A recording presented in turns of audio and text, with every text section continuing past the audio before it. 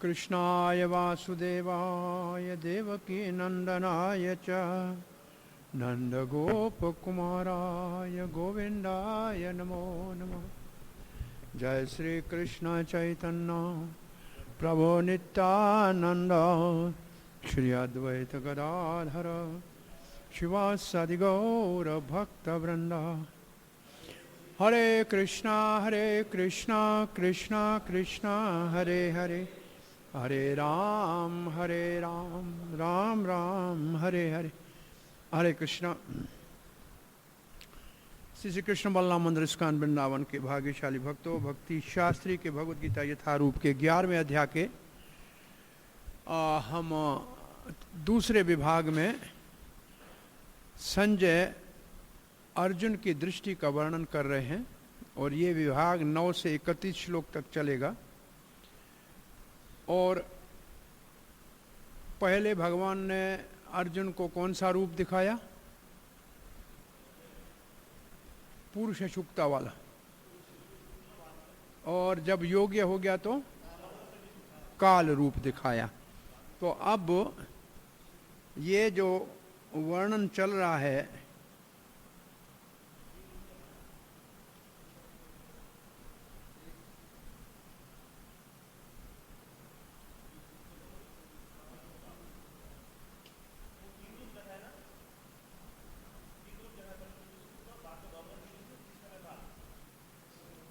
अब काल रूप दिखाएंगे, फिर चतुर्भुज दिखाएंगे, फिर अपने वापस असली रूप में आएंगे। तो अब 23वें श्लोक से आगे पढ़ रहे हैं। रूपम महत्ते बहुवक्त्र नेत्रम महाबाहो बहुबाहो रूपादम बहुद्रम बहुदंष्ट्र करालम दृष्ट्वा लोका प्रवृत्तास्तथा। हे महाबाहो, अर्जुन कह रहे हैं कृष्ण को, हे महाबाहो, दृष्ट्वा रूपम महत्ते, इस महान रूप को देखकर। कैसा है महान रूप? बहुवक्त्र नेत्रम, बहुत से मुख और बहुत से नेत्र हैं। और क्या है? बहु बाहुरुपादम, बहुत से बाहु हैं, बहुत सी जांघें हैं, बहुत से चरण हैं, पाद हैं। और क्या है? बहु उद्र बहुदंष्ट्र करालम, बहुत सारे उदर हैं, पेट हैं और भयानक दांत हैं। तो इससे हो क्या रहा है? लोका प्रवृत्तास तथाम, सारे लोग इससे बहुत ज्यादा भयभीत और विचलित हो रहे हैं। तो ये भी काल रूप के अंतर्गत ही आता है, जिसमें भगवान के भयानक दांतों से सभी लोग भयभीत हो रहे हैं। तो तीनों लोग भगवान के इस रूप को देखकर भयभीत हो रहे हैं, विचलित हो रहे हैं। ये करालम, ये बड़ा भयानक रूप है, कराल रूप है, बड़े भयानक दांत हैं।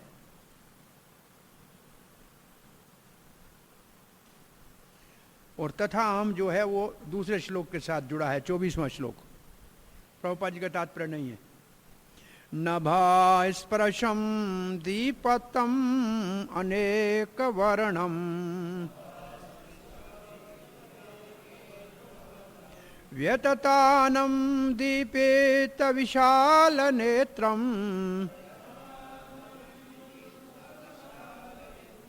दृष्ट्वा हि त्वां प्रवृत्तंत्रात्मा धृतिम न विन्दामि समं च विष्णो। हे विष्णु, मैं देख रहा हूं, दृष्टवा ही त्वम नभ स्पर्शम, आपका ये रूप आकाश को छू रहा है, स्वर्ग को छू रहा है। इतना बड़ा है ये रूप के इस रूप का ऊपर का भाग वो आकाश को छू रहा है। दृष्टवा ही त्वम नभ स्पर्शम, नभ का मतलब आकाश को स्पर्श कर रहा है। दीप्तिम अनेक वर्णम, चारों ओर से नाना प्रकार के रंगों से चमक रहा है, दीपायमान हो रहा है। वर्ण का अर्थ होता है रंग। तो ठीक है, रंग है, देखो बड़ा सुख लो। ये तो बड़ा हो रहा था। हमने कल दीनबंधु जी का जन्मदिन था तारीख से, तो मैं फोन किया कहाँ है, बोला कुसुम सरोवर में है, बहुत अच्छी लाइटें लगी है, चमक रहा है। मैंने बोला फोटो निकालो भाई, तुम्हारे लिए लगा है जन्मदिन की, और क्या, खुश हो जाओ। बड़ा केवल इतना नहीं है, और एक उसमें व्यात आनन, इतना रहा, सिर्फ लाइटें चमक रही है तो ठीक है। आपका मुंह खुला हुआ है बड़ा ऐसे, आपका मुंह व्यताम आननम, आनन कहते हैं मुख को, आनन मुख को कहते हैं। मुख आपका बहुत बड़ा खुला हुआ है। बोला मुख खुला हुआ है तो क्या डरने की, बोलो केवल मुख नहीं खुला हुआ है, आपकी दीपित विशाल नेत्रम, बहुत बड़े आग उगलने वाली आपकी आंखों से आग उगली जा रही है, बड़ा भयानक है। इससे हो क्या रहा है, पहले अपने लिए कहता व्यथित अंतर आत्मा, मेरा मन भी व्यथित हो रहा है। वो पहले कौन सा रस आया था अर्जुन का, आश्चर्य, वो अब आ रहा है व्यथित हो रहा है, अब उसको भय लग रहा है।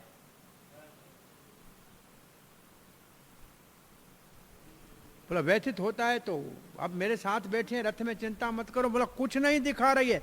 धृतिम न विंदामी शमम च विष्णु, हे विष्णु अब मुझे शांति का और संतुष्टि का कोई मार्ग दिखाई ही नहीं दे रहा है। तो अर्जुन के अंदर एक और भाव उत्पन्न हुआ। 2 श्लोकों में अर्जुन अपनी दुखदायी स्थिति का वर्णन कर रहा है। एक श्लोक ये, एक आगे वाला श्लोक। और क्यों कर रहा है वर्णन, कि भगवान इस रूप को अब समापति करें तो अच्छा है, समाहर करें तो अच्छा है। मानसिक रूप से मैं बहुत चिंतित हूं, भयभीत हूं। तो ये दूसरा भाव अर्जुन का इस श्लोक में, कौन सा श्लोक है ये, 24-25, 24वां 25, 24वें अर्जुन को दूसरा भय, भयानक रस, ये भी रस है, ये भयानक रस है। तो ये मन से विचलित है और भयभीत है। और धृतम का मतलब संतुष्टि, शमम का मतलब शांति।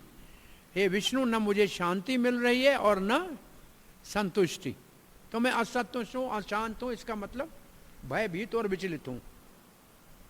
कैसा रूप है, आकाश को छूने वाला, अंतरिक्ष को छू रहा है, और मुख बहुत बड़ा भयानक रूप से खुला हुआ है। तो बलदेव विद्याभूषण कहते हैं अर्जुन भयानक या भय वाले रस का यहां अनुभूति कर रहा है।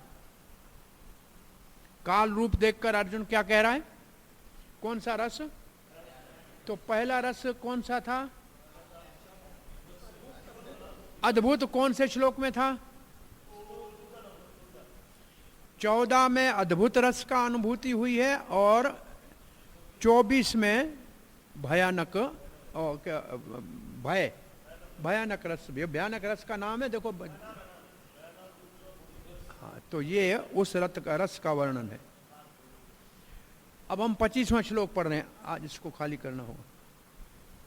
दंश्रा करालानि चते मुखानि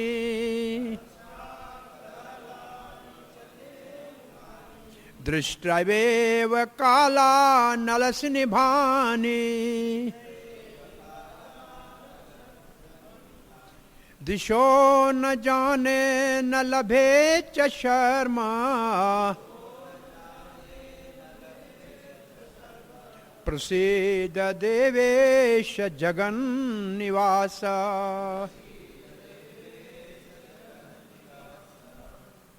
दृष्टवा दंष्ट्रा कालम चैत्य मुखम, भगवान आपके मुख में भयानक कराल दांत देख कर, और क्या देख रहे हो? कालानल सनिभानी, ऐसी आग निकल रही है जैसे प्रलय की आग हो। कालानल सनिभानी, वो तो सनिभानी का अर्थ है प्रलय की आग। प्रलय की आग जैसा भयानक ज्वाला निकल रही है। तो कहीं से भागो, दिशा न जाना। अब दिशा कहाँ है ये भी पता नहीं लगता है, जाऊं कहाँ?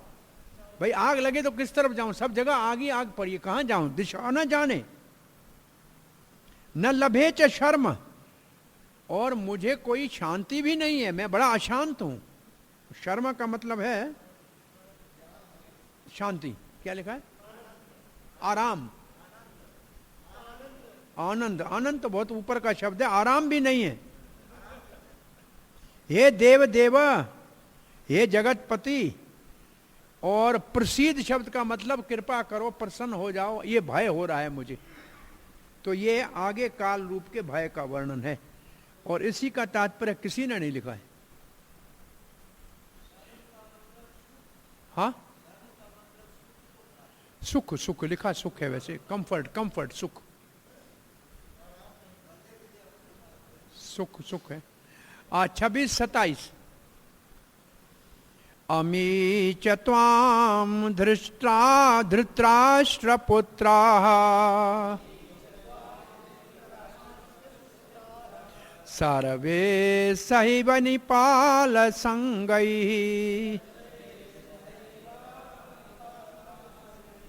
भीष्मो द्रोणसूतपुत्रस् तथासो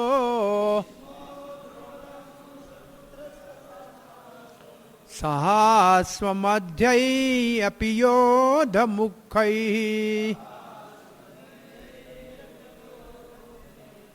वक्त्राणि ते तव रामाणा विशन्ति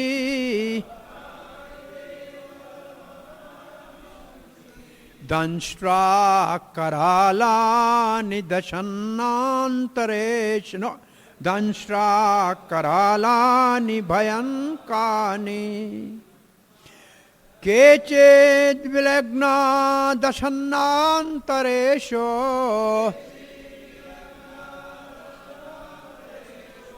सन्दर्श्यन्ते चूर्णतैर उत्तम अंगैः।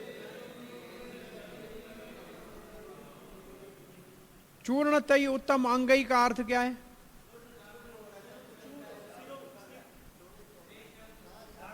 जो उत्तम अंग है वो चूर्ण हो रहा है। तो सर, सबके सरों को आपके मुख के दांत चूर्ण कर रहे हैं, चटनी बना रहे हैं। उत्तम अंग किसको कहते हैं? सर को। सर को, सर, सबके सर की चटनी बन रही है। किसके किसके? अमी च त्वाम धृतराष्ट्र पुत्राः, अमी च धृतराष्ट्र पुत्राः, सारे धृतराष्ट्र के पुत्र 100 के 100। और कौन? और है सर्वे सह एव अवनीपाल संगैहि।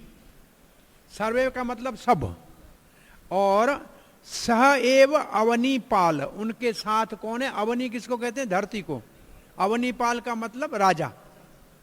राजा जैसे भूपाल, अवनीपाल। अवनी का मतलब धरती के राजा जो है। संगई, बहुत सारे रंग राजा भी, केवल धृतराष्ट्र के 100 पुत्र नहीं, बहुत सारे उनके साथ राजा भी। बोला जाने दीजिए, बोला नहीं, भीष्म द्रोण कर्ण, वो भीष्म द्रोण। परंतु अर्जुन बोल रहा है ना, अर्जुन कर्ण को नाम कर्ण न लेके सूत पुत्र ही लेगा। ये उनका द्वेष का भाव है। और भगवान जब कर्ण का नाम लेंगे तो कर्ण कहेंगे, सुतपुत्र नहीं कहेंगे। वो भी जा रहे हैं, बोला कोई बात नहीं, शत्रु वाले जा रहे हैं, आपको क्या चिंता है इसकी, मरने तो। बोला नहीं, केवल उनके नहीं, अब बोल रहा है तथा अस्माद्य अपि योध मुखई सह, हमारे पक्ष के भी सब मान योद्धे उनके साथ चूर्ण हो रहे हैं। केवल उनके नहीं, हमारे भी सारे मुख्य मुख्य योद्धा जो है वो भी चूर्ण हो रहे हैं। तो भगवान ये कहां जा रहे हैं? तब रामाणा विशंति, तब रामाणा आपके अंदर प्रविष्ट हो रहे हैं, तब आपके अंदर आरामाणा विशंति। कहां मेरे अंदर घुस रहे हैं? बोला कहां घुस रहे हैं? ते दंष्ट करालानी भयानकानी वक्त्राणी, आपका जो भयानक ये जो मुख है और इसके बहुत बड़े भयानक दांत है ना, इनके अंदर घुस रहे हैं। तो क्या हो गया? उनको घुस रहे हैं तो जाने दीजिए। बोला नहीं, केचिद चूर्णई उत्तम अंगई, उन सब का सर चटनी बन रहा है। बोला चटनी बन के कहां जा रहा है? बोला विलग्ना दशन संदर्श्य अंतरेशु संदर्श्यंती, वो चटनी बन के आपके दांतों में चपके हुए हैं। इसका मतलब कितना भगवान का बड़ा मुंह होगा कि इन सारे योद्धाओं के सर के टुकड़े भगवान की दांतों में वो नारियल के छिलके की तरह जो खाते हैं चपके हुए हैं। ये अर्जुन को ये भय लग रहा है, बहुत बड़ा भय है। तो इसका अर्थ तो सबको समझ में आया। अर्जुन को भगवान ने एक शब्द कहा, और भी जो कुछ देखना है वो देख लो। तो वो जो और कुछ है उसका अर्थ ये है, आप मेरे इस विश्व रूप में आपकी विजय और शत्रु की पराजय इस युद्ध में भी देख लो। तो काल रूप में भगवान विशेष रूप से क्या दिखा रहे हैं? अर्जुन का एक जो संदेह था दूसरे अध्याय में, कौन विजयी होगा कौन पराजय होगा ये पता नहीं है, जो अर्जुन अनिर्णायक था ना, तो उसका निर्णय भगवान ने विश्व रूप में अर्जुन को उसकी विजय और कौरवों की पराजय को दिखाया। ये इस श्लोक का भाव है। धृतराष्ट्र के पुत्र दुर्योधन और उसके साथ सारे राजा शल्व जरासंध आदि, अब जयद्रथ आदि, और सूत पुत्र कर्ण आपके मुख में प्रवेश कर रहे हैं। और ऐसे जो कभी कहीं हारे नहीं मरे नहीं युद्ध में, भीष्म जैसे भी आपके मुख में चूर्ण हो रहे हैं।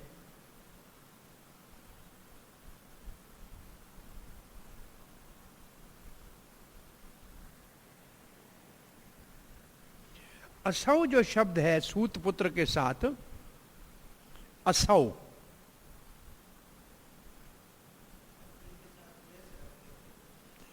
अर्जुन का कहना है कि उस सूत पुत्र ने सदा मेरे प्रति ईर्ष्या रखी है।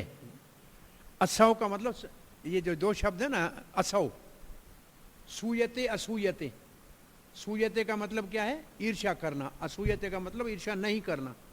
तो ये असौ ये इसका अर्थ है, सूत पुत्र के साथ असौ लगाने का अर्थ है कर्ण सदा ही मेरे प्रति द्वेष भाव रखता है।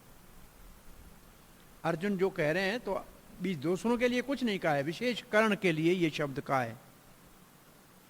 केवल वो नहीं, हमारे भी मुख्य योद्धा जैसे धृष्टद्युम्न, हमारा सेनापति भी की चटनी बन रही है। कोई नहीं, न द्रुपद बचेगा और न द्रुपद, और मुख्य दो महाराज थे, महाराज द्रुपद और विराट राज, इन दोनों को द्रोणाचार्य ने मारा। हाँ, शल्य तो विपक्ष में चला गया ना, कर्ण का सारथी बना और सेनापति बना। कर्ण के मरने के बाद सेनापति बना। एक आधे दिन के लिए शल्य सेनापति था मामा। शल्य को मारा ही युधिष्ठिर ने।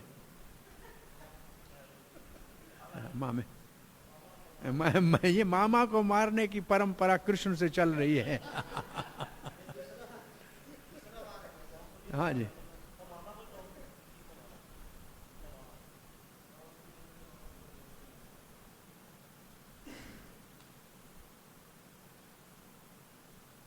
सहोक्ति।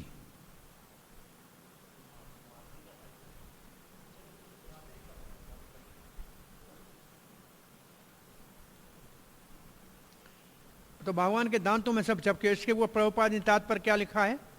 पहले श्लोकों में जैसे भगवान ने अर्जुन को कहा था कि अर्जुन जो कुछ आपको देखना है, जिसका तो आपकी उच्च रुचि है वो देख लो, वही बात कर रहे हैं।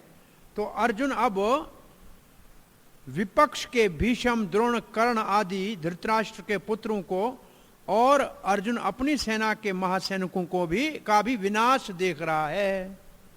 प्रभुपाद ने सबका विनाश देख रहा है।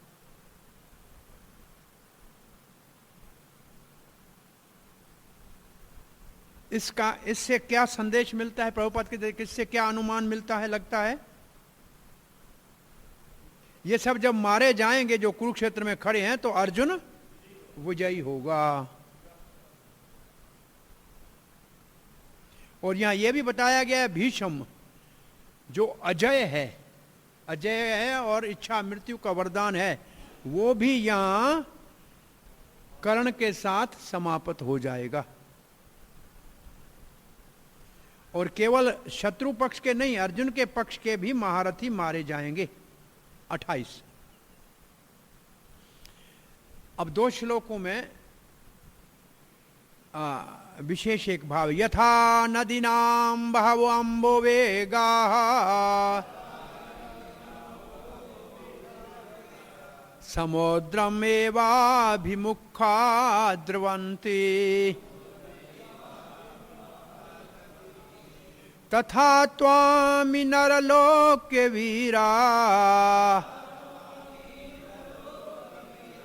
विशन्ति वक्त्राणि अभिज्वलन्ति। जैसे बरसात में नदियों का वेग बहुत तीव्र होता है ना, यथा नदीमां बहवो अम्बु वेगाः। अम्बु पानी, नदी का पानी जैसे बरसात में तेज, जैसे बाढ़ आए तो जैसे तेज जाता है ना, ऐसे कहाँ जाता है नदी का पानी? समुद्र में वाभिमुखा द्रवंती, समुद्र की तरफ जाता है। उसी प्रकार तथा अमी नर लोक वीराः, उसी प्रकार इस जगत के सारे वीर भीष्म, द्रोण आदि कहाँ जा रहे हैं? तब अभिज्वलंती वक्त्राणि विशंति, आपके ज्वाला मुख में प्रवेश कर रहे हैं। ये किसके लिए है भाई? देखो, नदी समुद्र की तरह जाए ये तो है स्वाभाविक, तो ये तो अपनी इच्छा से मरने जा रहे हैं, लगता है कि ये तो वीर गति को प्राप्त होंगे ही। यहां 2 उदाहरण दिए गए हैं 2 श्लोकों में, एक ये श्लोक, एक आगे वाले श्लोक। एक उदाहरण क्या दिया है? एक जा रहे हैं बिना अपनी इच्छा के, जैसे नदी समुद्र में जाती है, इच्छा नहीं होती, अपने आप जाती है स्वभाववश, जानते नहीं है भाई क्यों जाती है, उसका स्वभाव है। और दूसरा जो उदाहरण है वो जानबूझ के जाते हैं, जैसे पतंग आग में जानबूझ के जाता है। वो कौन है? वो है असुर, जो तो भगवान को कर्ण आदि है, वो मरने जा रहे हैं। और भीष्म आदि हैं, ये तो स्वभावगत जा रहे हैं, जानते नहीं है क्या है, वो तो ऐसे जा रहे हैं। तो दोनों का उदाहरण, दोनों में ये अंतर है। नदी समुद्र में स्वभाव से जाती है और पतंग अग्नि में स्वेच्छा से जाता है, जान कर जाता है। अब पतंग का वर्णन है। यथा प्रदीप्तम ज्वलनम पतंगा विशन्ति नाशाय स्मृध वेगा तथैव नाशाय विशन्ति लोका त्वापि वक्त्राणि स्मृध वेगा।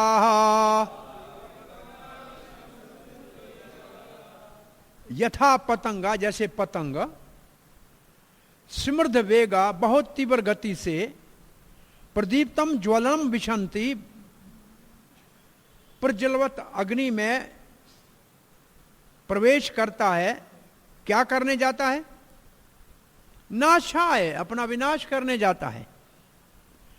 उसी प्रकार तथैव लोकाः, उसी प्रकार ये सारे सामान्य लोक, त्वापि वक्त्राणि विशन्ति, आपके मुख में प्रवेश कर रहे हैं।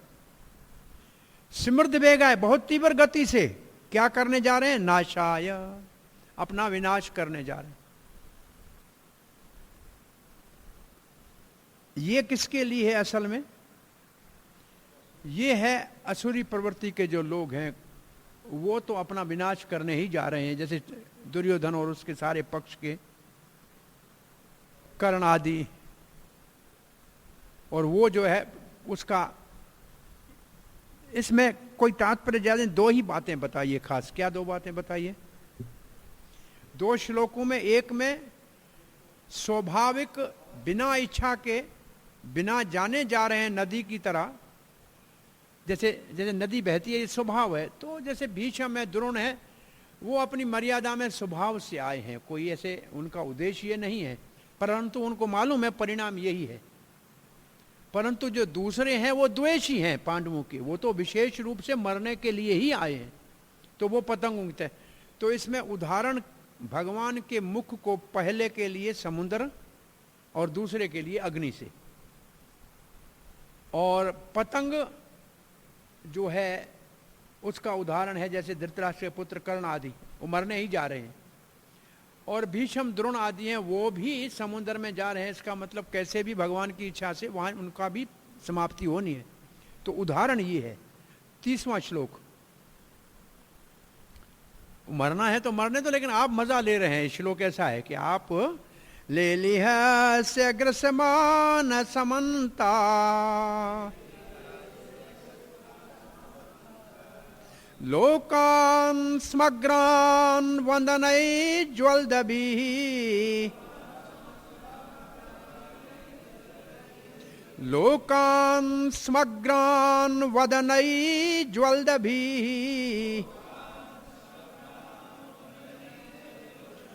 तेजोभिरापूर्य जगत् समग्रम्,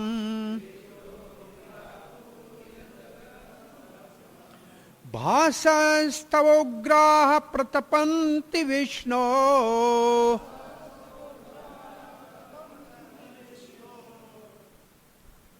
ग्रस्यमानः, सबको निगल रहे हैं। लोकान समग्रान, सारे लोगों को निगल रहे हैं। कहां? समन्तात, चारों ओर से।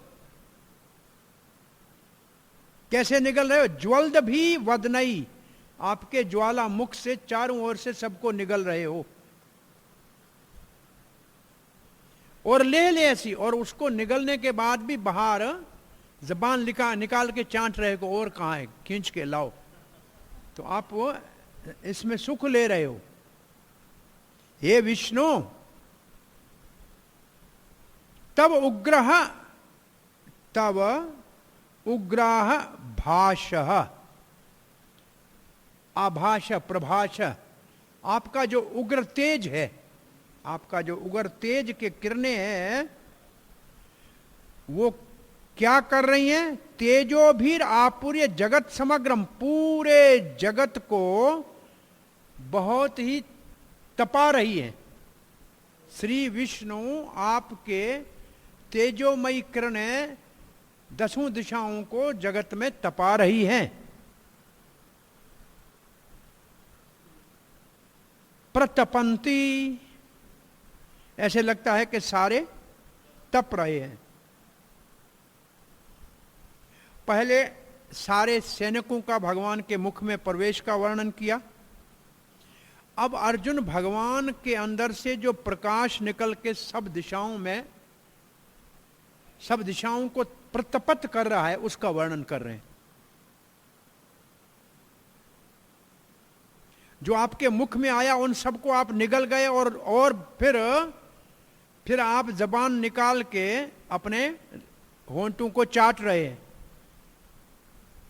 और खून लगा हुआ है, उससे लगता है कि आप बहुत और निकलना चाहते हैं, और आपके विष्णु विग्रह से निकलने वाले जो तेज की किरणें हैं वो पूरे विश्व को तपा रही हैं, जो सहा नहीं जाता है, असहाय गर्मी हो रही है। अब आपसे कोई भाग नहीं सकता, कहीं कहां जाएगा, कहीं जाने की जगह नहीं है, कोई भाग नहीं सकता। अब ये इस श्रृंखला का अंतिम श्लोक है। आख्याहि मोको मेको भवानुग्र रूपो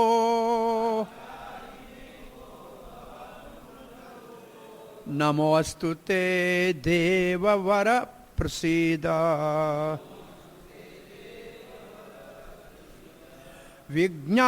विज्ञातुमिच्छामि भवन्तमाद्यम् नहि प्रजानामि तव प्रवृत्तिम्।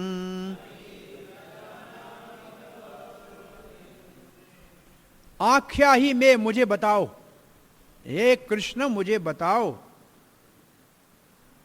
कहा भवान उग्र रूपो, कौन है आप इस उग्र रूप में,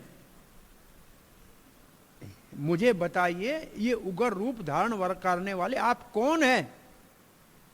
नमो अस्तुते, मैं आपके चरणों में नमस्कार करता हूं। हे देव वर, हे देवों में पूजन्य, प्रसीद, मेरे ऊपर कृपा करो, प्रसन्न हो जाओ। मैं जानना चाहता हूं, भवंतम विज्ञानम इच्छामि, विज्ञातुम इच्छामि, आपके विषय में मैं जानना चाहता हूं।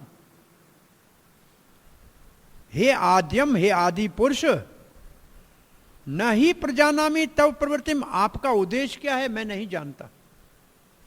तो अर्जुन कहता है मैं प्रार्थना करके जानना चाहता हूं कि ये आपका उग्र रूप आपने धारण क्यों किया है, कृपा करके हे देवों के पूजन्य आपके इस रूप का उद्देश्य बताइए, मैं नहीं जान पा रहा हूं।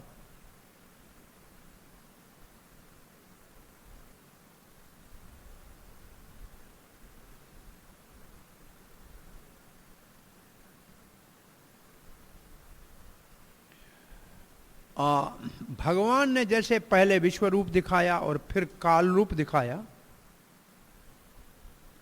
अर्जुन इस रूप के सत्य को जाना। अब इस रूप काल रूप के विषय में विशेष रूप से पूछ रहा है। क्यों पूछ रहा है? भगवान के उद्देश्य को और इस रूप के कारण को ठीक तरह जानने के लिए कि क्यों भगवान ने ये रूप मुझे दिखाया, इसके पीछे उद्देश्य क्या है। मैंने तो कौतूहल पूछा था कि आपने जो विभूतियां बताई हैं इसको आप अपने रूप में दिखाओ, लेकिन ये रूप क्यों दिखा रहे हैं, इसके पीछे भगवान का क्या उद्देश्य है।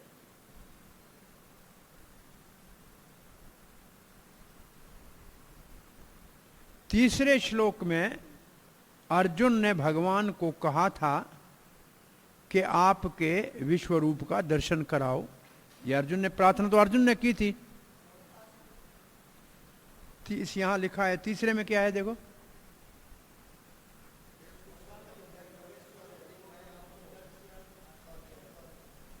क्या श्लोक का पहला शब्द क्या है?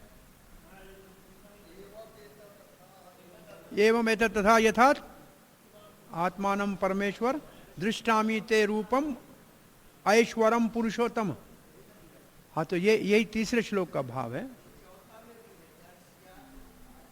दर्श्या में क्या लिखा है चौथे में? दर्श्यामास रूपम अव्ययम, अविनाशी रूप को। यहां लिखा है कि आपके विश्व, 3 4 दोनों का समझो, यहां 3 लिखा है बलदेव विद्याभूषण ने। तो भगवान ने वो रूप दिखाया, परंतु भगवान में साथ साथ में बड़ा भयानक रूप भी दिखाया जो सब विनाश कर रहा था। तो अर्जुन इसके विषय में, वो तो अर्जुन ने पूछा था, अपनी इच्छा थी।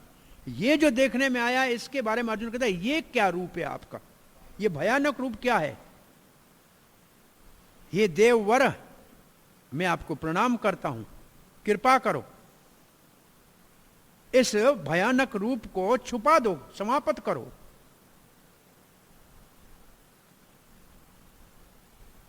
आप आदि पुरुष हो, मैं जानना चाहता हूं आपने ये रूप धारण किया है क्या दिखाने के लिए, इसका उद्देश्य क्या है। यह हमारा ये विभाग पूरा होता है। प्रभुपाद जी का तात्पर्य इसके ऊपर नहीं है। और तीसरे विभाग में है मैं काल हूं और आप मेरे निमित्त मात्र बनो। ये भगवान का उत्तर है। अर्जुन ने जब पूछा ना आप कौन हो, आपका उद्देश्य क्या है, तो भगवान ने कहा मैं हूं काल और मेरा उद्देश्य है तुम बनो निमित्त मात्र। ये है 32, 33, 34, केवल 3 श्लोक। श्री भगवान वाच कालोऽस्मि लोकक्षय कृत प्रवृद्धो लोकान् समाहर्तुमिह प्रवृत्तिः ऋतेऽपि त्वां न भविष्यन्ति सर्वे ये अवस्थिता प्रत्यनिकेषु योधाः।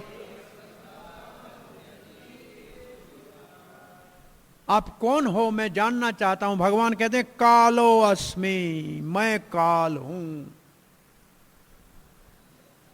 क्या करने आए हैं? लोक क्षय कृत, सारे लोकों का क्षय विनाश करने आया हूं। प्रवृद्ध, मेरी शक्ति का विस्तार है काल। मैं यहां लोकान समाहर्तुम इह प्रवृत्ति ही, सारे ही जो यहां योद्धा खड़े हैं, मानव खड़े हैं, उन सबको नाश करने के लिए आया हूं। और फिर तो अर्जुन तो भयभीत हो गया, सबको नाश करूंगा। बोल नहीं, ऋतेऽपि त्वाम, आप पांडवों को छोड़कर, ऋते का मतलब इनको छोड़कर, त्वाम आप पांडवों को छोड़कर, ये अवस्था प्रतिनिकेषु योद्धा, बाकी जितने ही शेष जितने ही आप पांडवों को छोड़ के यहां दोनों सेनाओं में खड़े हैं ना, ये सब के सब इनका अस्तित्व ही समाप्त हो जाएगा, इनका वजूद ही नाश हो जाएगा, इनका नाम निशान भी नहीं बचेगा। ये इसका भाव है।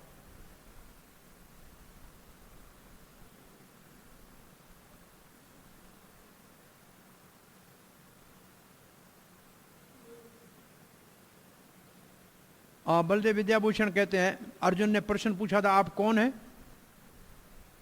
जो जगत को नाश कर रहे हैं, सर्वत्र आप विस्तृत हैं, प्रवृद्ध। कठोपनिषद में ऐसा एक श्लोक है भगवान के लिए, यस्य ब्रह्म च क्षत्रम च उभे भवता ओदनः मृत्यो यस्योपश्चेनयनम का इत्था वेद यत्र सह। ये है क्या अपने पास लिखा है प्रभुपाद? ठीक है।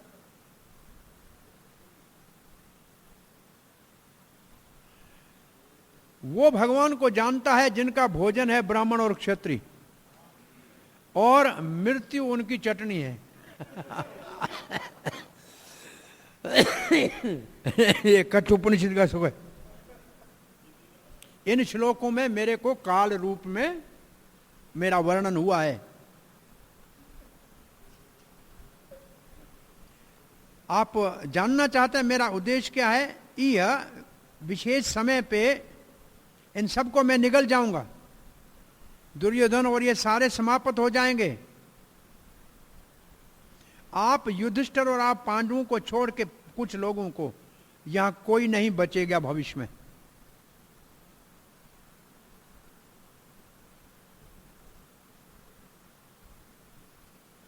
अब बलदेव विद्याभूषण एक और इस श्लोक का भाव बता रहे हैं कि अर्जुन ने जब कहा मैं लड़ाई नहीं करूंगा, मैं जंगल में चला जाऊंगा, भिक्षा मांगूंगा, तो भगवान इस दृश्य से और इस उत्तर से कहना चाहते हैं अगर आप नहीं भी लड़ोगे तो ये तो मरेंगे ही।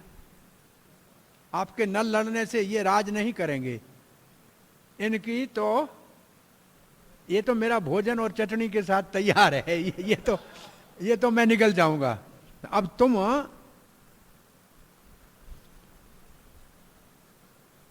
काल के रूप में मैंने इनकी आयु हर ली है। ये मर तो तभी गए थे जब द्रौपदी का अपमान किया था। ये तो शव घूम रहे थे, अब इनको समाप्त करना है। ये दोनों तरफ की सेना में भीष्म सहित सभी समाप्त हो जाएंगे। आप अगर युद्ध नहीं करेंगे तो आप धर्म का रास्ता छोड़ेंगे, मरेंगे तो ये, लेकिन आपको लोग कहेंगे कि धर्म का रास्ता छोड़ गया। ये भगवान इस श्लोक से अर्जुन को उसके युद्ध न करने को गलत बता रहे हैं कि ये धर्म के विरुद्ध है। श्रील प्रभुपाद जी लिखते हैं, कृष्ण को अर्जुन अपना मित्र मानता है, परम पुरुष भगवान मानता है, परंतु ये बड़ा भयानक कृष्ण का काल रूप देखकर भयभीत हो गया है। भयभीत क्या, विचलित हो गया है। तो भगवान के उद्देश्य के विषय में कि ये सर्वनाश क्यों कर रहे हैं पूछना चाह रहा है। वेदों में ये लिखा है कि सत्य वो है जो सबका नाश करता है, और ये श्लोक लिखा है फिर कठ उपनिषद का, यस्य ब्रह्मचक्षत्रम च उभे भवतः ओदनः, दोनों भगवान का ओदन बनते हैं, भोजन। मृत्योह यस्य उपसचेनम स इथा वेद यत्र सह, ब्राह्मण क्षत्रिय और सब भगवान उन सबको भोजन की तरह निगल जाते हैं, और भगवान अपने काल रूप में सबको निगलते हैं। और उसमें लिखा है चटनी, सास। अब श्रील प्रभुपाद जी आगे लिखते हैं, पांडवों को छोड़कर सभी इस युद्ध में खड़े हुए अपना प्राण गंवाएंगे। अब प्रभुपाद जी दूसरे अर्थ को लिखते हैं, अर्जुन लड़ने के लिए तैयार नहीं था। अच्छा है कि अर्जुन लड़े, नहीं लड़ेगा तो भी ये मरेंगे।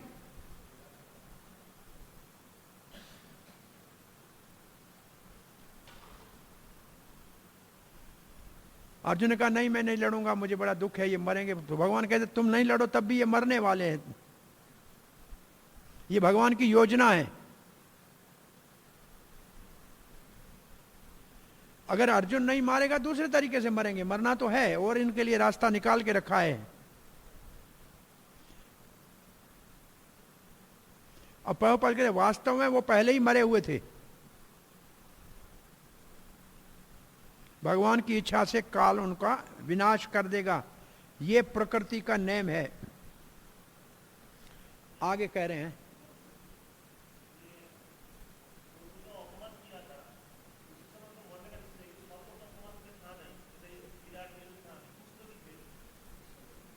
कुछ थे कुछ नहीं थे, जो नहीं थे उन्होंने उनका पक्ष लिया, इसलिए मरने के लिए उनका भी नाम आ गया लिस्ट में।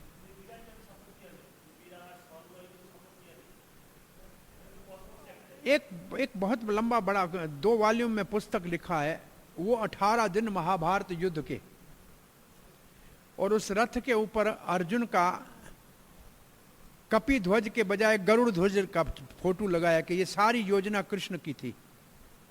उसमें ये प्रश्न पूछे गए कि ये क्यों मारे गए, इसने क्या किया था, ये क्यों मारा गया, इसने क्या किया था। तो भगवान ने उन सब के लिए उत्तर दिया है कि ये इसलिए मारा गया, ये इसलिए मारा गया, इन सब का टाइम पूरा हो गया था। ये सब प्रश्न पूछा गया है, एक एक के लिए प्रश्न पूछा गया है।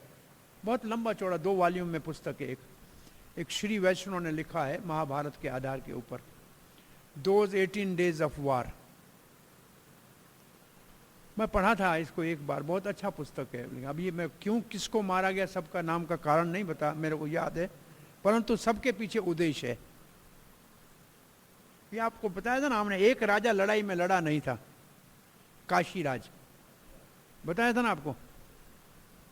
वो आया था, बोला कि देखो अब भाइयों की लड़ाई है, मैं लड़ूं, मुझे अच्छा नहीं लगता है। बोला सभी इस युद्ध में लड़े थे, केवल एक तो रुक्मणी का भाई रुक्मी, उसको पांडवों को कहा मेरे को ले लो, अहंकार से बोला नहीं चाहिए, और कौरवों ने नहीं लिया, वो नहीं लड़ा था इस युद्ध में। एक बलराम जी इस युद्ध में नहीं थे, वो तो कहा था मैं भाइयों का युद्ध में, तो भाई कृष्ण के पक्ष में हूं और दुर्योधन मेरा शिष्य है, अब मैं इस युद्ध को देखूंगा नहीं।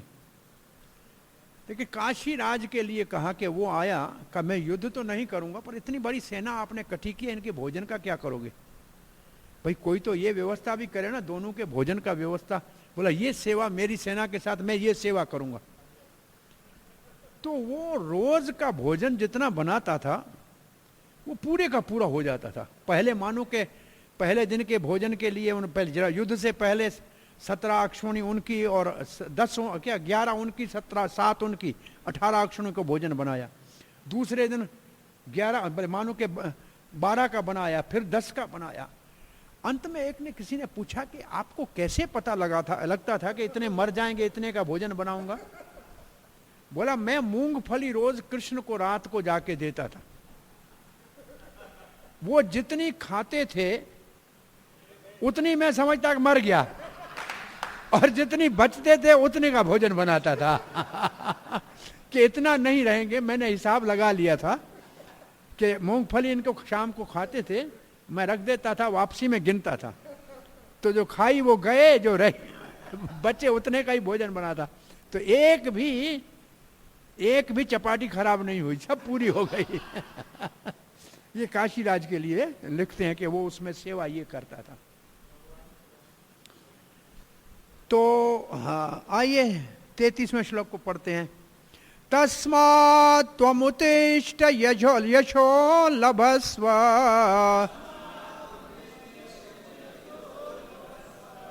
जित्वा शत्रुं भुङ्क्ष्व राज्यं समृद्धम् मय्येवेति निहताः पूर्वमेव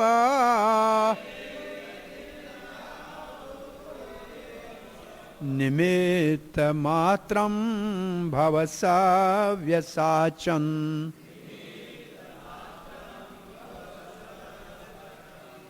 तस्मात् त्वम उत्तिष्ठ यशो लभस्व, इसलिए उठो और यश को प्राप्त करो अर्जुन। जित्वा शत्रुम, अपने शत्रुओं को जीतो। भुंक्ष राज्यम समृद्धम, और समृद्धिशाली राज का भोग करो। मया ते एते निहता, इन सबको मैंने मार दिया है। पूर्वम एव, पहले ही मार दिया है। निमित्त मात्र भव सव्यसाचन, हे वीर आप केवल निमित्त मात्र बनो। एक बार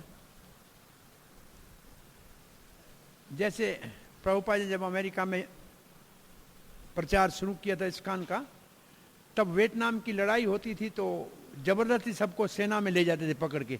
तो वो आके भक्त बनते थे कि प्रभुपाद लेटर लिख दे के देंगे कि ये किसी धर्म के सेवा कर रहे हैं तो हमको सेना में नहीं ले जाएंगे। उनको सेना में जाने से डर लगता था, जो सेना में नहीं जाना चाहते थे। तो ऐसे यहाँ कहीं भर्ती हो रही थी, हमारे यहाँ आए कि देखा कोई हमारे रस सिंधु गोपाल जैसा कहते हैं सेना में भर्ती करेंगे, पकड़ के बोला मुझे रिक्रूट यू इन आर्मी। ये बोला ये क्या मेरा काम थोड़ी है। सो इसको ले गए, बोला इसकी आई तो टेस्ट करें, दूर से देखेगा कि नहीं गोली कैसे मारेगा। तो इसके ले जाके डॉक्टर ने पूछा देखो दीवार पे वो कागज में क्या लिखा है? बोला दीवार कहाँ है कागज दीवार ही नहीं दिख रही है। बोला अंधे को कहां ले जाएंगे? बोला दूसरा एक टेस्ट और है। बोला वो लाल बत्ती को हाथ लगा के सब जो खड़े हैं जिनको हमको भर्ती करना है, लाल बत्ती को हाथ लगा के आओ। सब आए, ये 2 दिन के बाद आया। बोला क्यों नहीं आया? बोला वो ट्रक की ब्रेक की लाइट थी, लाल लाइट ब्रेक की थी, वो मैं गया तब तक ट्रक चली गई। मैं तो ढूंढ के उसको मुश्किल से अभी बोला वो लाल बत्ती ये तुम्हें नजर, उसको तो भागना था। हमने पूछा, दूसरे दिन हमारे कमरे में आया, बोला तुम्हारी सेना की भर्ती का। बोला क्या कहते हो? मैंने रात स्वप्न देखा, इन ए ड्रीम मैंने देखा सामने सैनिक खड़ा है, मैंने उसका एक हाथ काट दिया तलवार से, पांव काट दिया। मैंने बोला गर्दन पे क्यों नहीं चलाया? बोला वो पहले ही कटा हुआ था।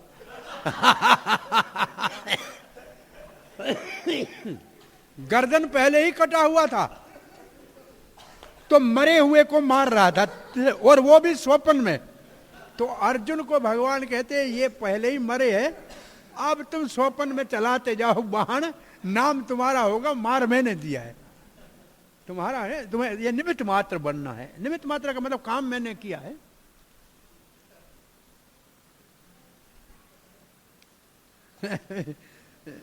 पागल खाने में नहीं, पागल खाने में पागलों की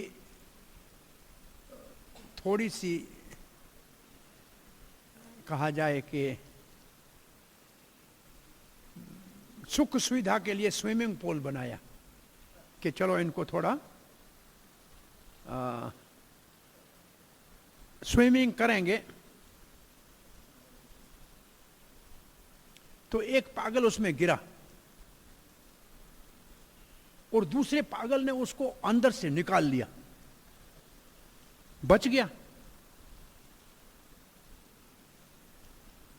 तो जो डॉक्टर था पागल खाने का, उसने कहा ये तो भाई पागल नहीं हो सकता है, डूबने वाले को बचा लिया, इसको तो कल निकाल देते हैं पागल खाने से। सुबह उसको बुलाया कि तुमने अच्छा काम कल किया, उस डूबते हुए को बचाया, हम सोच रहे हैं कि तुमको पागल खाने से निकालें। बोला मैंने उसको बचाया, वो इतना गीला हो गया था, मैंने उसके गले में रस्सी बांध के और पंखे में लटका दिया है, सूख रहा है वो।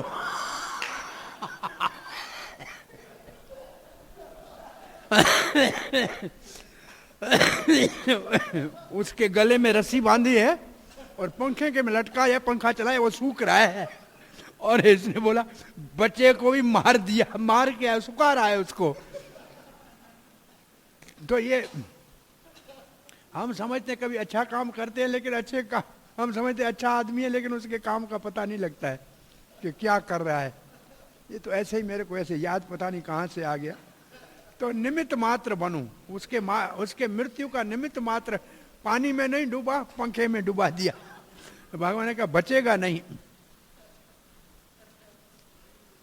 एक जगन्नाथ के नेत्र उत्सव के समय कथा बताते हैं कि पहले दिन जब जगन्नाथ दर्शन देते हैं, सारे देवता मिलने आते हैं। तो यमराज थोड़ा देर से आया, तो देखा कि एक चिड़िया बैठी है गरुड़ स्तंभ के पास। यमराज ने टेढ़ी आंख से देखा, चिड़िया डर गई कि यमराज ने टेढ़ी आंख से देखा तो मरना पड़ेगा। यमराज जगन्नाथ जी के पास गया, चिड़िया ने गरुड़ को कहा मेरे को भगाओ यहाँ से, मार देगा यमराज। गरुड़ उसको ले गया हिमालय में, एक जाके गुफा में छोड़ के आया। बाहर आते हुए यमराज देखा तो ये गरुड़ जी तो पसीना पसीना हो गए, कहाँ गए थे पक्षीराज? बोला महाराज क्या कहे, वो मेरी प्रजा है, उस चिड़िया को डर लग रहा था, आपने देखा था, मैं उठा के उसको हिमालय के गुफा में छोड़ के आया। यमराज कहता है यही तो मैं शिकायत जगन्नाथ से कर रहा था कि कैसे जगत चलाते हो। मैं जब ऑफिस से निकला, इस चिड़िया को हिमालय की गुफा में बिल्ले के द्वारा खा के मरना था, और मैंने इसको यहाँ देखा, मैं परेशान हो गया कि वहां पहुंचेगी कैसे। मुझे क्या पता कि आपके द्वारा वहां पहुंचाया जाएगा, और अब बिल्ले ने उसको खाया और मर गई। तो ये भगवान के नियम जो हैं वो पक्के हैं। यहां अर्जुन को भगवान यही कह रहे हैं कि आप निमित्त मात्र बनो, क्योंकि मैंने सबको मार दिया, इसलिए उठो, आप अपने धर्म का पालन करो और आपकी विजय होगी और आपका यश होगा। और भीष्म, कर्ण, ये देखो अजय जो देवताओं से भी जीते नहीं जाते हैं, अर्जुन आप इन सबको हरा दोगे आसानी से और आपको बहुत बड़ा यश मिलेगा, क्योंकि ये पहले ही मैंने मार दिए। कब मारे हैं? बलदेव विद्याभूषण लिखे, द्रुपति के अपमान के समय केशों को जिन्होंने देखा और चुप रहे, उन सब का प्राण समाप्त होगा चुका। अब सभ्य शासन का वर्णन लिख रहे हैं कि दोनों हाथों से बाण चला सकते थे। प्रभुपाद लिखते हैं सव्य साचन का अर्थ वो है जो दोनों हाथों से बाण चला सकता है बड़ी दक्षता के साथ। निमित्त मात्र बनो। और इस श्लोक का असल में हम सब के लिए व्यक्तिगत एप्लीकेशन है। हम सब के लिए ये श्लोक हमारे सब के लिए प्रेरणा सूत्र है। महाप्रभु ने कहा है कि हर गली हर गांव में हरे कृष्ण महामंत्र गाया जाएगा। अब सिर्फ हमको निमित्त मात्र बनना है प्रचार करने का काम, तो पहले उन्होंने कर लिया। तो एक तो हमारे लिए ये प्रेरणा सूत्र श्लोक है कि महाप्रभु ने काम तो कर दिया है, हमको जाके सिर्फ प्रचार करना है। और इसका प्रमाण प्रभुपाद जी है। ऐसी ऐसी जगहों पे गए जहां भक्त बन गए, इसका मतलब महाप्रभु की बात को सत्य करने के लिए हमें निमित्त मात्र बनना है। दूसरी इससे बहुत बड़ी महत्वपूर्ण शिक्षा हमको क्या लेनी है, निमित्त मात्र जो बने वो श्रेय स्वामी को दे, स्वयं श्रेय न ले। चाहे हम कितनी सफलता के साथ बड़ा मंदिर निर्माण करें, परंतु उसका श्रेय भगवान को देना चाहिए। भगवान भक्त की महिमा बढ़ाना चाहता है और भक्त भगवान को श्रेय देते हैं। अहंकार नहीं करो, निमित्त मात्र बनो। प्रभुपाद ये शब्द बहुत महत्वपूर्ण है। सारा संसार भगवान की योजना के अनुसार कार्य कर रहा है। मूर्ख जो है, जिनको पूर्ण ज्ञान नहीं है, वो समझते हैं कि ये जो दुनिया अपने आप चल रही है, कोई इसके पीछे चलाने वाला नहीं है। ये कोई, वो समझते हैं ये कोई ऐसे दुर्घटना हो गई है दुनिया के लिए। ऐसा नहीं है। बड़े बड़े वैज्ञानिक भी है तथाकथित, वो कहते हैं ऐसे नहीं ऐसे हो सकता है, नहीं नहीं ऐसे नहीं ऐसे हो सकता है। तो जब कोई कहे कि ऐसा नहीं ऐसा, मेरे विचार में ऐसा है, समझना मूर्ख पहले नंबर का है। भगवान के विचार से चल रही है, तेरे विचार का क्या महत्व है। भगवान का ही विशेष योजना है और इस भौतिक जगत में उसी योजना के अनुसार सारे कार्य चल रहा है। और भगवान की योजना क्या है कि ये भौतिक जगत बद्ध जीवों को भगवत धाम वापस जाने का एक अवसर है, मौका है। और जब तक वो प्रभुता की भावना रखेंगे, जगत के अंदर स्वामित्व कर्ता और भोक्ता मानेंगे, स्वामी बनना चाहेंगे, तब तक बद्ध जीवन ही रहेगा। और जो भगवान की योजना को समझेगा और कृष्ण भावना का अनुशीलन करेगा, वो अति बुद्धिमान माना जाएगा। ये जगत की सृष्टि और प्रलय भगवान के ही आदेश से होता है, भगवान के निर्देश से होता है। और कुरुक्षेत्र का युद्ध भी भगवान का ही योजना था। अर्जुन कह रहा था मैं नहीं लड़ूंगा, परंतु फिर भगवान की इच्छा के अनुसार युद्ध में भाग लिया और वो सुखी हो गया। इसलिए कोई कृष्ण भावना भावित हो और अपना जीवन भगवान की दिव्य सेवा में लगाए तो वो परम सिद्धि को प्राप्त करेगा। अब भगवान अपने मुख से किन किन को, जिनका भय है, उनको मारने की बात कर रहे हैं। द्रोणं च भीष्मं च जयद्रथं च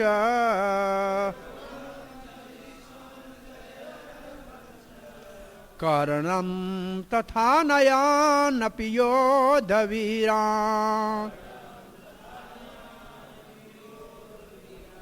मया हतांस्त्वं जहि महाविवस्थिता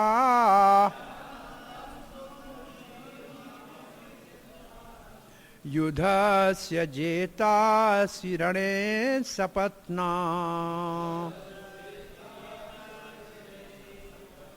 त्वम जही, मारो सबको, समाप्त करो। तुमम जही, द्रोण भीष्म जयद्रथ। अब देखो, द्रोण का नाम ले, भीष्म का ले, वो तो ठीक है।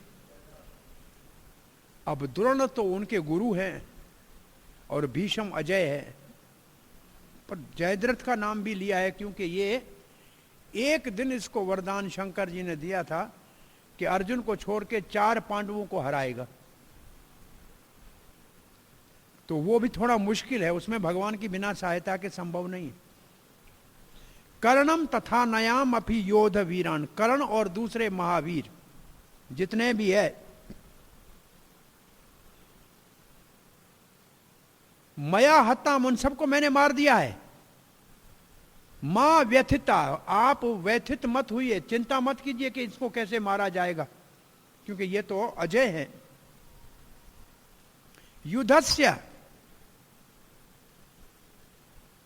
लड़ो, जेतासी और जीतो, सपत्नान रणे, इस रणभूमि में अपने शत्रुओं को जीतो, मैंने सबको मार दिया है। अब इसको लिखते हैं बलदेव विद्याभूषण के दूसरे अध्याय में। अर्जुन ने कहा था कि कथा पता नहीं किसका विजय होगा, तो इस श्लोक में भगवान स्पष्ट कह रहे हैं कि विजय तुम्हारा होगा। वहां कहा जयम वा अजय वा, वो जो श्लोक है, यदा वा जयम यदि वा न जय हो, ये जो पूछा था कृष्ण, अब कह रहे हैं इन सबको मैंने मार दिया है, आप बस बाण चलाओ।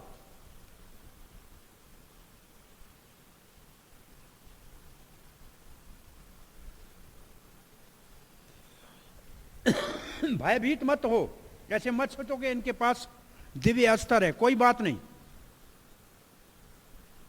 ये पहले ही मारे हुए हैं, इसको मारने में आपको कौन सा प्रयास करना पड़ेगा। आप इनको जीतो युद्ध भूमि में और विजय प्राप्त करो।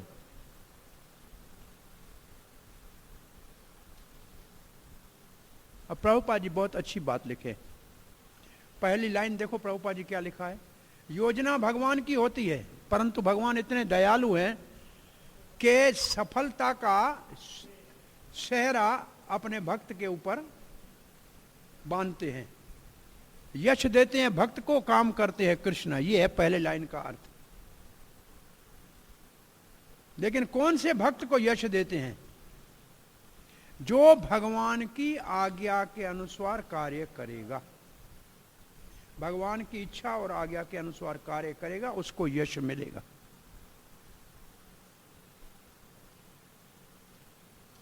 इसलिए हमारे जीवन को ऐसे ढालना चाहिए कि हम कृष्ण भावना में भगवान श्री कृष्ण के इच्छा को और भाव को गुरुदेव के माध्यम से समझें और उसके अनुसार अपना कार्य करें।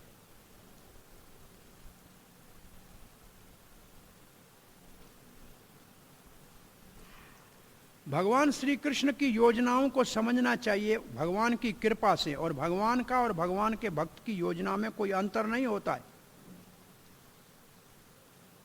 और अगर हम भगवान और भगवान के भक्तों के योजना के अनुसार काम कार्य करेंगे तो विजयी बनेंगे इस संसार के संघर्ष में। यह हमारा ये विभाग भी पूरा हुआ। अब चौथा विभाग है अर्जुन की प्रार्थनाएं। ये है 35 से 46 तक। तो 5 और 6 11 श्लोकों में अर्जुन प्रार्थना करते हैं। भीष्म पितामह की प्रार्थना भी भागवत में 11 श्लोकों में है। भीष्म स्तुति 11 श्लोकों की है मेरे विचार में। अर्जुन की स्तुति भी यहां 11 श्लोकों की है, ऐसे लग रहा है जी। ध्रुव महाराज 12 में, अच्छा है, 11 है ना, ये 11 है, ये तो 11 हैं गिन लिए। वो 11 भीष्म वाले भी 11 हैं भागवत में मेरे विचार में। अब संजय बोल रहे, एक श्लोक पढ़ लेते हैं। संजय वाचा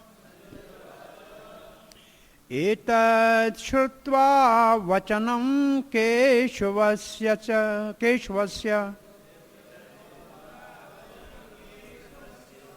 कृताञ्जलेरवेपमानः क्रीटी नमस्कृत्वा भूय एवाह कृत्स्नम् सगद्गदं भीत भीत प्रणम्य। संजय कह रहे हैं एतन केशवस्य वचनम श्रुत्वा, भगवान श्री केशव के वचनों को सुनकर। केशव का अर्थ करो, क ब्रह्मा ईश शंकर व उन दोनों का स्वामी। अथवा उनके दोनों द्वारा जो पूजित है, ये एक अर्थ है केशव का। और कोई अर्थ? केशव, केशी, वो केशी निषूदन, जिसके बहुत केश सुंदर है, सुंदर केशों वाला केशव। केशव के वचन सुनकर अर्जुन ने हाथ जोड़ लिए। कृतांजल कृति। अब देखो अर्जुन का हमने नाम बताया, कृति यहां है,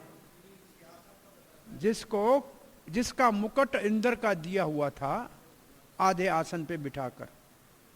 नमस्कृत्वा भूय एवह, बार बार वो भगवान को नमस्कार कर रहा था। भीत, और भयभीत भी था।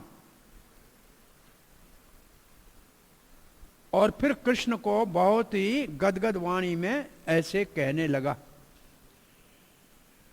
तो ये 3 श्लोकों में भगवान की योजना को सुनकर अर्जुन गदगद वाणी से हाथ जोड़कर भगवान को प्रार्थना करने लगा।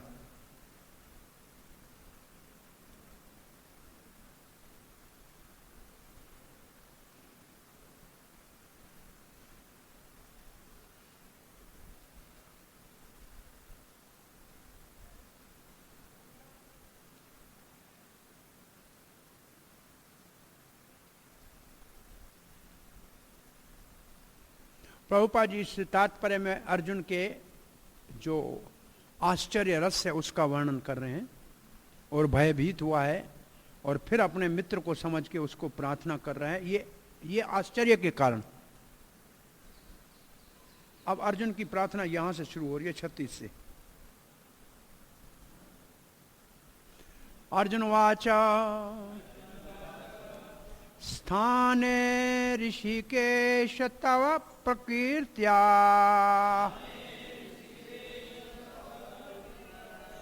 जगत प्रहर्ष्यत अनुरज्यते च।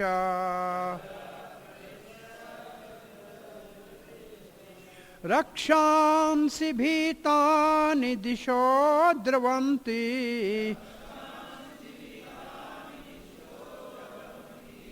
सर्वे नमस्यन्ति च सिद्ध संगा।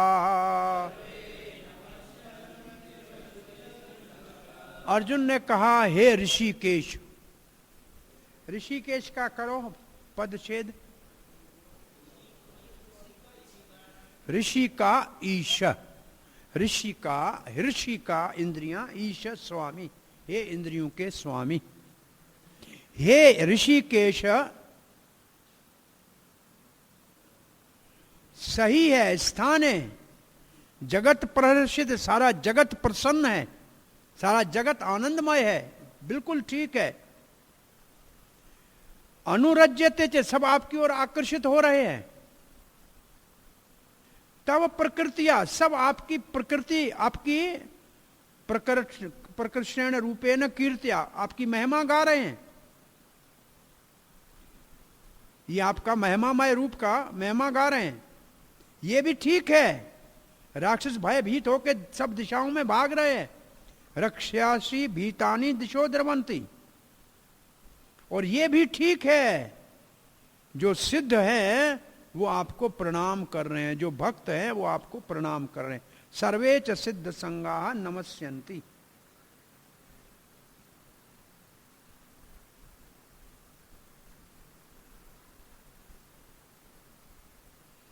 अचानक अर्जुन ने यह अनुभव किया कि भगवान का आकर्षक रूप भी है और भयानक रूप भी है। दोनों बातें देखी, आकर्षक भी देखा, भयानक भी देखा, कि भगवान कुछ लोगों के लिए आकर्षण का कारण है और कुछ लोगों के लिए भगवान भय का कारण है, भयानक है।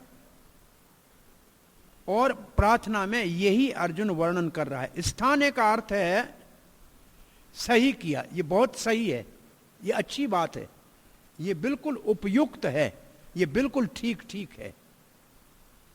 ऋषिकेश, आप इंद्रियों को अपने भक्तों की अपनी सेवा में लगाने के लिए प्रेरित करने वाले हैं, और आप भक्तों की इंद्रियों को बेमुख करने वाले हैं। क्यों? आप ऋषिकेश है ना, भक्तों की इंद्रियों को अपनी सेवा में लगाते हैं और अभक्तों की इंद्रियों को अपनी सेवा से बेमुख कर देते हैं। सारा जगत प्रसन्न है, प्रहर्ष्यति। क्यों? प्रकीर्त्या, संकीर्तन कर रहे हैं, आपके गुणगान कर रहे हैं और सब आपकी ओर आकर्षित हो रहे हैं। अनुरज्यते। चक्रवर्ती बात कहता है ये सही है, बिल्कुल ठीक है, उचित है, क्योंकि सारा जगत आपकी महिमा गा रहा है। राक्षस, असुर, दानव, पिशाच, ये जो सारे हैं, ये भयभीत होकर सब दिशाओं में भाग रहे हैं। ये राक्षसी के अंदर ये सब आ गए। ये भी ठीक है कि वो आपसे द्वेष करके दूर भाग रहे हैं, ये भी उचित है। जो भक्ति के द्वारा आपके रक्षक है सिद्ध संगा, वो आपको नमस्कार कर रहे हैं, आपको आदर दे रहे हैं, ये भी ठीक है क्योंकि आपके भक्त हैं।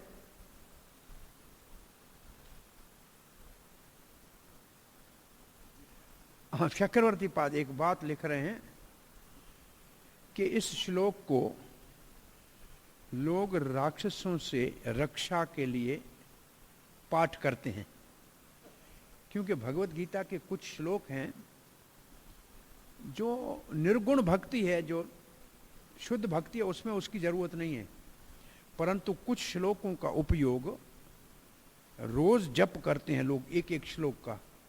जैसे कोई राक्षसों से पीड़ित है तो इस श्लोक का पाठ करते हैं। ऐसे कोई भगवान का अनुभव करना चाहता है तो अर्जुन की पहला प्रार्थना का श्लोक है, हाँ, 7वां श्लोक दूसरे अध्याय का।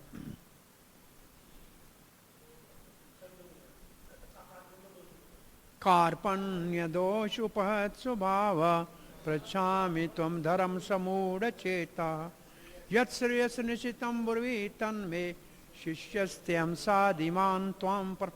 इसका रोज पाठ करते हैं इस भाव से कि भगवान हम उनके शरण लेते हैं, हमको शिक्षा दे अंदर से या प्रेरणा दे, ऐसे इसका पाठ करते हैं। कुछ लोग अनन्यास चिंतयन्तो माम का पाठ करते हैं कि भगवान हमारी रक्षा करे, हमारी भक्ति की और हमें प्राप्त हो। कुछ तेषाम सत्ययुक्तानाम भजताम ददामि बुद्धि योगम तम ये नमाम, भगवान बुद्धि योग दिए, हम भगवान को प्राप्त करें। तो इन श्लोकों का भी कुछ लोग पाठ करते हैं। तो ये चक्रवर्ती पाद ने वो भाव लिखा है। कभी आपने सुना है करते हैं? कितने साल हो गए, मैं समझता हूं 2002-3 की बात होगी मेरे ख्याल में। 28-19 साल हो गए। ये 3 श्लोक, ये जो हमने अभी आपको बात, 3 श्लोक का हम मानो के एक माला जितना पाठ करते हैं, पर वो इतना तीखा जाता है कि आज तक भगवान ने सुना नहीं है। लेकिन ये मैं देखा था उस समय, मेरे को अच्छे लगे ये तीनों श्लोक रोज पाठ करने के लिए। तो ये चक्रवर्ती पाद ने ऐसे भाव लिखा है। ऐसे मैंने कहीं देखा था किसी आचार्य के इन श्लोकों का भाव।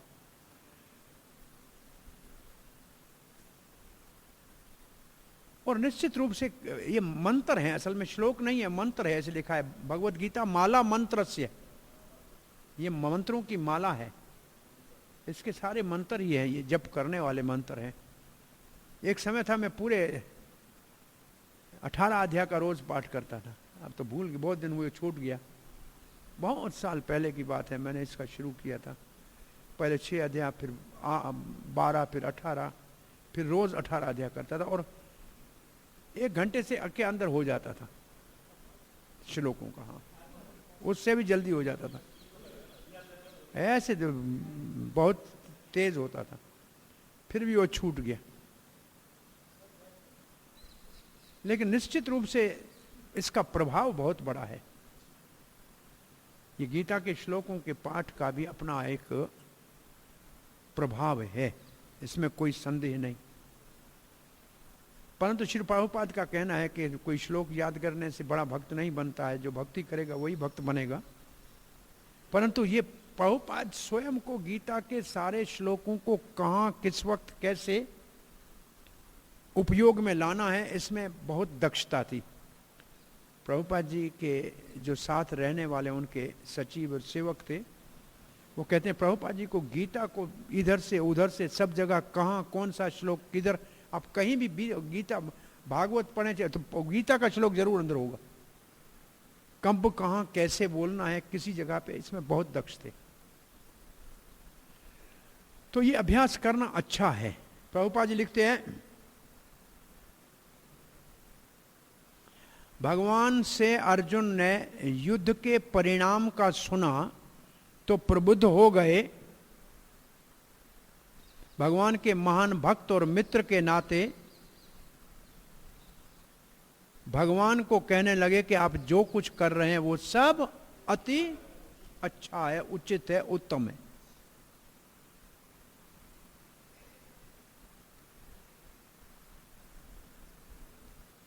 अब अर्जुन क्या लिख रहा है?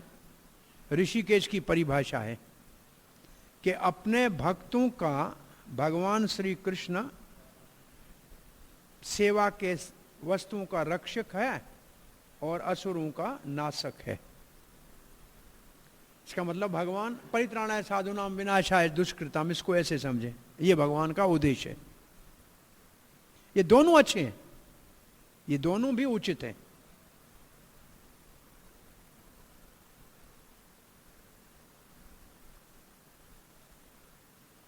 अर्जुन ने ऐसे समझा कि ये कुरुक्षेत्र का युद्ध अंतरिक्ष में हो रहा है। देवता, सिद्ध और बुद्धिमान जितने भी ऊपर के लोकों वाले हैं वो इस युद्ध को देख रहे हैं, और कृष्ण, क्योंकि कृष्ण यहां हैं इसलिए सब देख रहे हैं। और अर्जुन ने यह भी देखा विश्व रूप में देवता बड़े प्रसन्न हो रहे हैं, और जो असुर और नास्तिक हैं वो भयभीत हो रहे हैं। वो प्रशंसा सुन नहीं सकते, वो द्वेषी भाग रहे हैं, और अपने स्वाभाविक भय के कारण भगवान के इस भयानक विनाशक रूप को देखकर वो सब दिशाओं में भाग रहे हैं। अर्जुन भगवान की भक्तों के साथ व्यवहार और असुरों के साथ व्यवहार की सराहना कर रहे हैं। भक्त भगवान की महिमा गाते हैं क्योंकि वो समझते हैं जो कुछ भगवान करते हैं सभी उचित और अच्छा है। यहां आज की कथा को विराम देते हैं। कल 37 से, कल तो नहीं, अब सोमवार को आगे बढ़ेंगे। मैं समझता हूं 2 क्लासों और में ये पूरा हो जाना चाहिए। तो नेक्स्ट वीक में हम 12वां अध्याय शुरू कर ही देंगे। जुलाई के अगस्त के दूसरे सप्ताह में हमारे 12 अध्याय पूरे हो जाएंगे। तब 15 दिन आप तैयारी करो, या 10 दिन तैयारी करो, जन्माष्टमी से पहले या बाद में आप परीक्षा की तैयारी करो। हरे कृष्णा। कोई प्रश्न जिज्ञासा है?